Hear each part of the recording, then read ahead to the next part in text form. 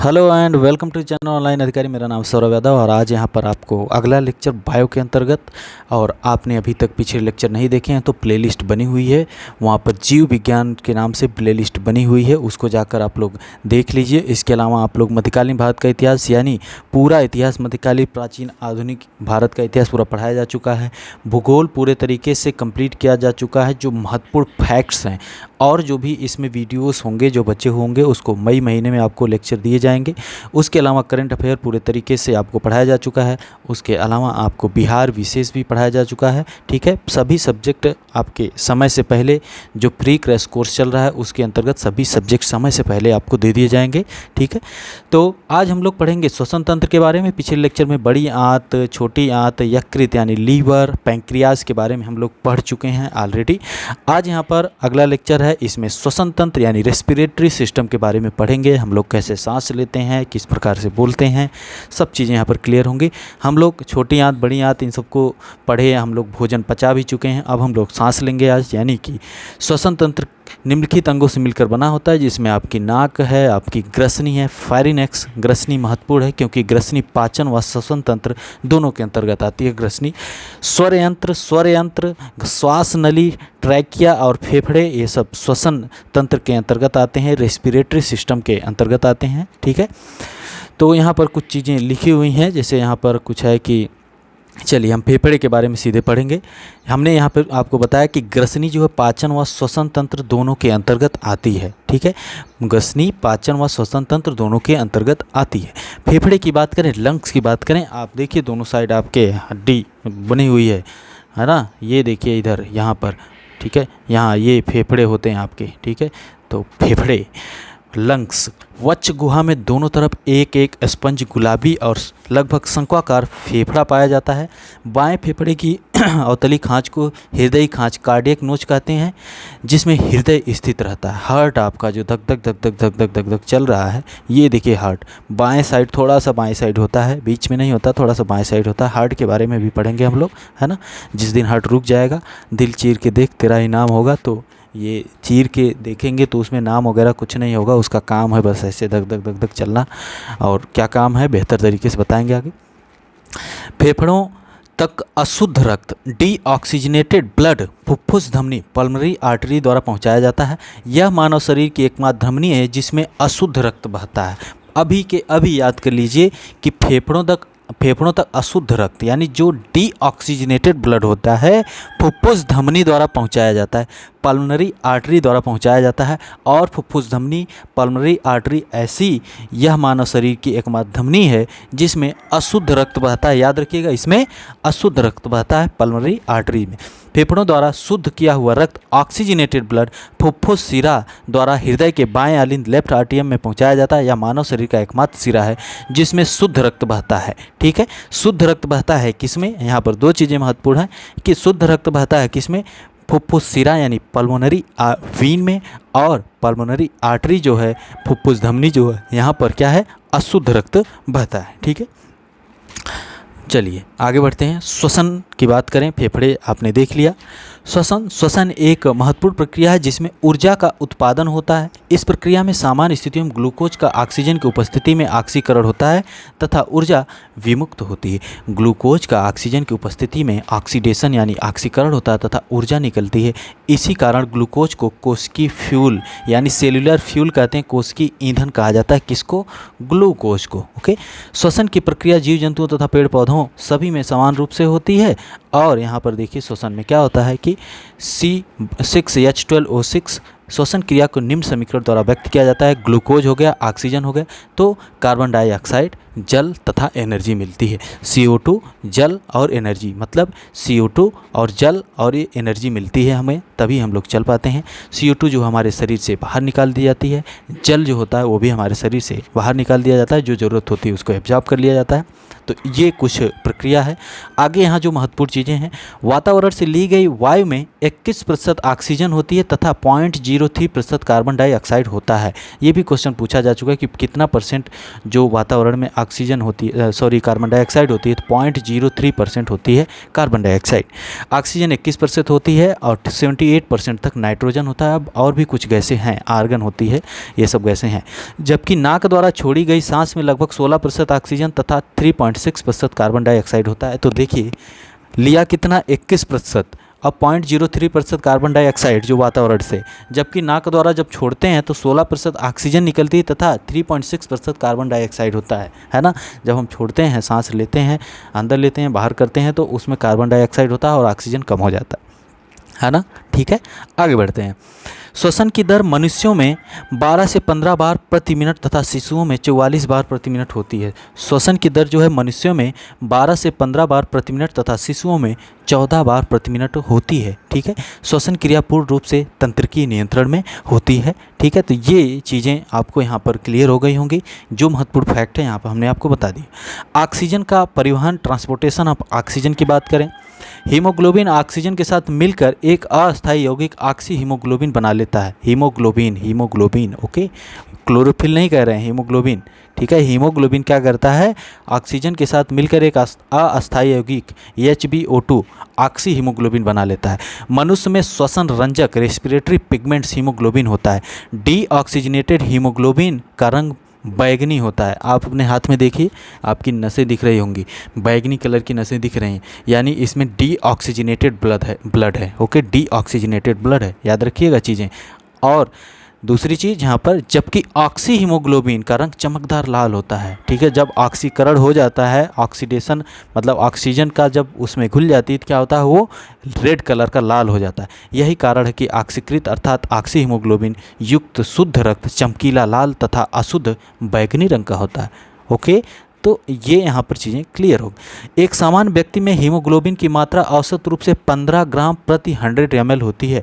तो हीमोग्लोबिन कितना होती है, 15 ग्राम प्रति 100 ml होती है एक सामान्य व्यक्ति। अगर आप सामान्य व्यक्ति हैं, अगर आप 120 kg के हैं तो आपका अलग सिस्टम होगा, लेकिन एक एवरेज जो होता है ये इतना होता है। ठीक है, और समीक्षा अधिकारी में एक बार क्वेश्चन पूछा गया कि मनुष्य के शरीर में कितना परसेंट क्या होता है, क्या बोलते हैं उसको, रक्त, ब्लड कितना परसेंट होता है मनुष्य के शरीर में, तो 7% होता है बॉडी के वेट के हिसाब से। 7% of body weight, 7% of body weight, जितना वजन है उसके हिसाब से 7% क्या होगा, आपका ब्लड होता है। ओके, तो ये चीज़ें यहाँ पर हो गई। और यहाँ पर कुछ और चीज़ें हैं। कार्बन मोनोऑक्साइड का प्रभाव क्या होता है। कार्बन मोनोऑक्साइड एक अत्यंत जहरीली गैस है।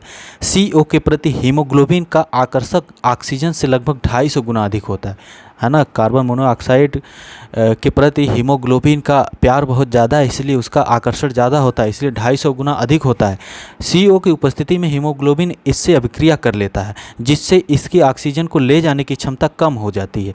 फलस्वरूप रक्त में ऑक्सीजन की कमी के कारण मस्तिष्क अवचेतन अवस्था में चला जाता है, बेहोशी की अवस्था में, तथा लंबे समय की अवचेतन अवस्था मृत्यु का कारण बन जाती है। ठीक है, तो ये चीज़ कार्बन मोनोऑक्साइड जब मिलता है तो यहाँ पर ये चीज़ें हो जाती हैं। और यहीं पर एक प्रक्रिया है, यहीं पर क्या होता है, हीमोग्लोबिन से रिलेटेड नाम है, तो उसको आप लोग बताइएगा। जब कार्बन मोनोऑक्साइड मिल जाती है ब्लड में तो क्या प्रक्रिया होती है, उसको क्वेश्चन 2021 वाले पीसीएस प्री में क्वेश्चन पूछा गया था और 2020 में भी शायद पूछा गया था। तो उसको आप लोग कमेंट करिएगा। ठीक है, कमेंट करिएगा, सर्च करिएगा थोड़ा सा, है ना। तो ये चीज़ें यहाँ पर क्लियर हुई। आगे यहाँ पर ऊंचाई एवं श्वसन, जब हम लोग ऊंचाई पर जाते हैं तो श्वसन की क्या प्रक्रिया हो जाती है, कैसी स्थिति होती है, वो देखते हैं। जैसे जैसे हम ऊंचाई पर जाते हैं हवा का घनत्व तथा ऑक्सीजन की मात्रा घटती जाती है। इस कारण रक्त में ऑक्सीजन की कमी हो जाती है, जिसे हाइपॉक्सिया कहा जाता है। तो कब हाइपॉक्सिया होता है, जब रक्त में ऑक्सीजन की कमी हो जाती है तो हाइपॉक्सिया होता है। ठीक है, ऊंचाई पर रक्त में ऑक्सीजन की मात्रा को आवश्यक स्तर पर लाने से शरीर में RBC का उत्पादन बढ़ जाता है ना। शरीर में क्या होता है, ऊंचाई पर रक्त में ऑक्सीजन की मात्रा को आवश्यक स्तर पर लाने से शरीर में RBC का उत्पादन बढ़ जाता है और रक्त में RBC की संख्या बढ़ जाती है, साथ ही श्वसन की दर भी बढ़ जाती है। ऐसे ऐसे हाँफने लगते हैं आप लोग, है ना, ऊंचाई पर चढ़ते हैं तो। ठीक है, रक्त में ऑक्सीजन की सांद्रता में कमी आने से श्वास की गति बढ़ जाती है। ओके, ठीक है, यहाँ पर ये चीज़ें क्लियर हो गई। अब अगले लेक्चर में हम लोग परिसंचरण तंत्र, सर्कुलेटरी सिस्टम के बारे में पढ़ेंगे, क्योंकि आगे थोड़ा सा लेक्चर बड़ा हो जाएगा। हृदय के बारे में पढ़ेंगे और इन सब चीज़ों के बारे में पढ़ेंगे। तो अभी तक यहीं रखेंगे लेक्चर, भले ही छोटा है लेकिन यहीं रखेंगे, हम यहीं पे कंप्लीट करेंगे इसको, क्योंकि फिर ज़्यादा बड़ा हो जाएगा लेक्चर उसको शुरू करने। तो हम लोगों ने श्वसन तंत्र के बारे में देखा। श्वसन तंत्र में हमने बताया कुछ ये सब 5 कई अंगों से मिलकर बना है। नाक है, स्वर यंत्र है, फेफड़े है, ट्रैकिया है, फेरिनेक्स, ग्रसनी है। ग्रसनी के बारे में हमें बताया कि पाचन व श्वसन तंत्र दोनों के अंतर्गत ग्रसनी आती है, ठीक है।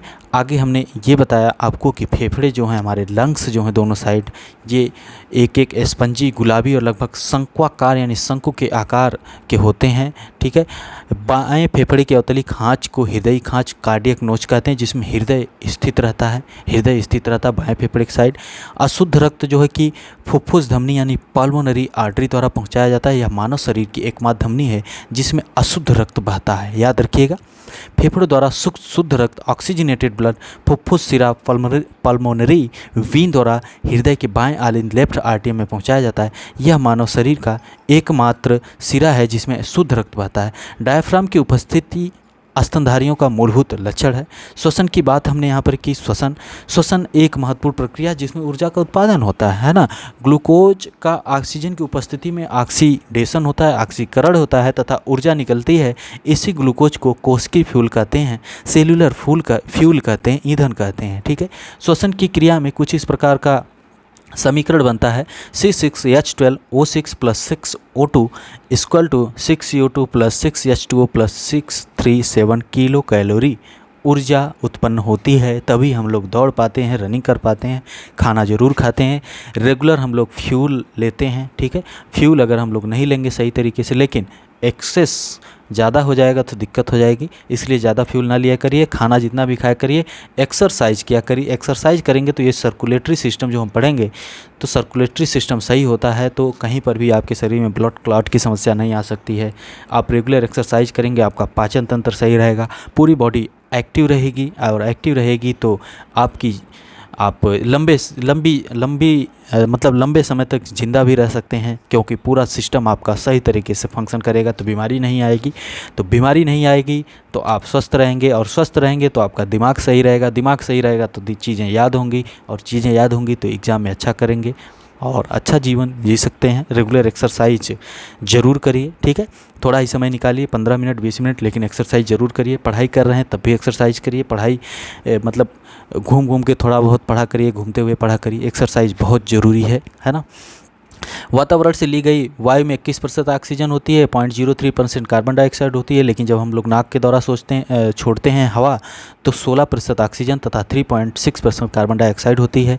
और श्वसन की दर वयस्क मनुष्यों में 12 से 15 बार प्रति मिनट तथा शिशुओं में 44 बार प्रति मिनट होती है। ऑक्सीजन के परिवहन की बात करें तो हमने बताया कि हीमोग्लोबिन ऑक्सीजन के साथ मिलकर एक अस्थायी यौगिक ऑक्सी हीमोग्लोबिन बना लेता है कुछ इस प्रकार से। डीऑक्सीजनेटेड हीमोग्लोबिन जो होता है उसका रंग जो है कि बैगनी होता है, वायलेट कलर होता है, जबकि ऑक्सी हीमोग्लोबिन चमकदार लाल होता है। आप हाथ अपना देखिए, आपकी नसें दिखेंगी, हमारे हाथ में तो दिख रही हैं, है ना। तो आप देखिए, आपकी नसें दिखेंगी बैगनी कलर की, डीऑक्सीजनेटेड हीमोग्लोबिन है। और जब ऑक्सीजनेटेड हीमोग्लोबिन होता है तो ब्राइट रेड कलर का, लाल कलर का होता है ना। अर्थात ऑक्सी हीमोग्लोबिन युक्त शुद्ध रक्त चमकीला लाल होता है तथा अशुद्ध रक्त बैगनी रंग का होता है, ओके। और एक सामान्य व्यक्ति में हीमोग्लोबिन की मात्रा औसत रूप से 15 ग्राम प्रति 100 ml होती है, ओके। हमने यहाँ ये भी बताया कि कार्बन मोनोऑक्साइड एक अत्यंत जहरीली गैस है। कार्बन मोनोऑक्साइड के प्रति हीमोग्लोबिन का आकर्षण बहुत ज़्यादा है, ठीक है। ऑक्सीजन से लगभग 250 गुना होता है, जिसके कारण अगर कार्बन मोनोऑक्साइड के द्वारा इस प्रकार की प्रक्रिया शरीर में होती है तो क्या होगा, मस्तिष्क जो है अवचेतन की अवस्था में चला जाता है और आप बेहोशी की स्थिति में हो जाते हैं, है ना। तो यहाँ पर हमने आपसे क्वेश्चन पूछा है, उसका जवाब आप लोग कमेंट करिएगा। ऊंचाई पर श्वसन की दर तीव्र हो जाती है क्योंकि हवा का घनत्व तथा ऑक्सीजन की मात्रा घटती जाती है। इस कारण रक्त में ऑक्सीजन की कमी हो जाती है, जिसे हाइपोक्सिया कहा जाता है ना। ऊंचाई पर रक्त में ऑक्सीजन की मात्रा को आवश्यक स्तर पर लाने से शरीर में आरबीसी का उत्पादन बढ़ जाता है। ऑक्सीजन की मात्रा को शरीर आवश्यक स्तर पर लाता तो है, लेकिन आरबीसी का उत्पादन बढ़ जाता है ना। और रक्त में आरबीसी की संख्या बढ़ जाती है, साथ ही श्वसन दर भी तीव्र हो जाती है, ओके। और रक्त में ऑक्सीजन की सांद्रता में कमी आने से श्वास की गति यानी सांस लेने की गति बढ़ जाती है। ठीक है, ये सब चीज़ें यहाँ पर क्लियर हो गई। पिछले लेक्चर में हम लोगों ने कुछ देखा था, जैसे अग्नाशय पैंक्रियास के बारे में देखा था। हमने बताया था कि यह मिश्रित ग्लैंड है, मिश्रित ग्रंथि है, मिक्स्ड है, अंतःस्रावी बहिस्रावी दोनों है। ठीक है, जिसमें बहिस्रावी भाग से क्षारीय अग्नाशयी रस निकलता है और अंतःस्रावी भाग से इंसुलिन तथा ग्लूकागॉन निकलता है। अग्नाशय द्वारा ट्रिप्सिन एंजाइम का स्राव किया जाता है जो प्रोटीन को अमीनो अम्ल में परिवर्तन के लिए उत्प्रेरक की तरह कार्य करता है। पित्ताशय के बारे में यकृत यानी लीवर के बारे में हमने आपको बताया बेहतर तरीके से। बड़ी आंत के बारे में बताया, छोटी आंत में हमने एंजाइम के बारे में बताया। हमने आपको बताया बाइल जूस लीवर से निकलता है जिसमें क्षारीय होता है, कोई भी एंजाइम नहीं पाए जाते। अग्नाशय रस पैंक्रियाटिक जूस जिसको कंप्लीट डाइजेस्टिव जूस कहते हैं क्योंकि कार्बोहाइड्रेट वसा प्रोटीन सबका पाचन ही करता है। आंत रस इंटेस्टाइनल जूस होता है, यह भी क्षारीय होता है और इसमें भी एंजाइम पाए जाते हैं, माल्टेज, सुक्रेज, लैक्टेज, इरेप्सिन। उसके अलावा आमाशय में पाचन की बात करें तो हमने बताया कि गैस्ट्रिक ग्लैंड्स होते हैं, जठर ग्रंथियां होती हैं जहां पर पेप्सिन, रेनिन, एचसीएल तथा म्यूकस ये सब चीज़ें निकलती हैं शरीर से, है ना। आमाशय की वही जठर ग्रंथियां हो गई। और हमने श्वास नली में मुख गुहा पाचन की बात की थी तो हमने बताया था टाइलिन और लाइसोजाइम नामक दो एंजाइम हमारे मुँह से निकलते हैं, हमारी लार जो होती है सलाइवा उसमें होते हैं। टाइलिन क्या करता है, स्टार्च को डाइसैक्राइड माल्टोज में तोड़ देता है और लार में उपस्थित लाइसोजाइम तथा थायोसाइनेटाइन भोजन के साथ आए हुए सूक्ष्म जीवों व जीवाणुओं को नष्ट कर देते हैं। भोजन में उपस्थित लगभग 30% स्टार्च का पाचन मुंह में ही हमारे हो जाता है। ठीक है, हमारा दांत जो होता है वो 4 प्रकार के दांत होते हैं, कृंतक, रदनक, अग्रचवर्णक और चवर्णक। और यहाँ पर विस्डम टीथ बोला जाता है जो बाद में निकलते हैं। जैसा कि 20 की आयु पूर्ण कर चुके होंगे आप लोग तो आपके दांत जरूर निकले होंगे। दंतवल्क क्या इनेमल दांत की ऊपरी परत होती है। यह मानव शरीर का कठोरतम भाग होता है। 98% कैल्शियम लवण के द्वारा बने होते हैं जिसमें कैल्शियम फास्फेट और कैल्शियम कार्बोनेट होते हैं और फ्लोरीन इसको मजबूती देता है। ओके, और यहाँ पर हमने पाचन तंत्र में बताया कि आहार नाल होती है और सहायक पाचक ग्रंथियाँ होती हैं। तो आहार में मुख गुहा, कृष्णी, ग्रासनली, आमाशय, छोटी आंत, बड़ी आंत। छोटी आंत में जो है कि पाचन पूर्ण रूप से होता है, बड़ी आंत में सिर्फ और सिर्फ जल का अवशोषण होता है और मिनरल का अवशोषण होता है, बाकी वेस्ट मटेरियल उसके बाद शरीर से बाहर निकाल दिया जाता है। यहाँ तक आपको इस चैप्टर में कोई समस्या नहीं होगी और हम विश्वास हमारा है कि अगर सही तरीके से आप लोग पूरा लेक्चर देख लेंगे तो आप एक तरह से बायो के ज्ञाता भी हो जाएंगे क्योंकि बहुत सी चीज़ें आपको यहाँ से पता चल जाएंगी। इतना भी टफ बायो नहीं है, अपने शरीर के बारे में पढ़ना है तो इसमें कठिन क्या है, आसानी से पढ़ते हैं, मज़ा आएगी। अगले लेक्चर में रुधिर तंत्र वगैरह के बारे में पढ़ेंगे, सर्कुलेटरी सिस्टम के बारे में पढ़ेंगे, पाचन तंत्र हो गया, श्वसन तंत्र हो गया। ठीक है, तो मिलते हैं अगले लेक्चर में। बहुत बहुत धन्यवाद और लाइक, शेयर, सब्सक्राइब और सौरभ ऑफिशियल टेलीग्राम को आप लोग ज्वाइन कर लीजिए, आपका ही फ़ायदा है। मिलते हैं।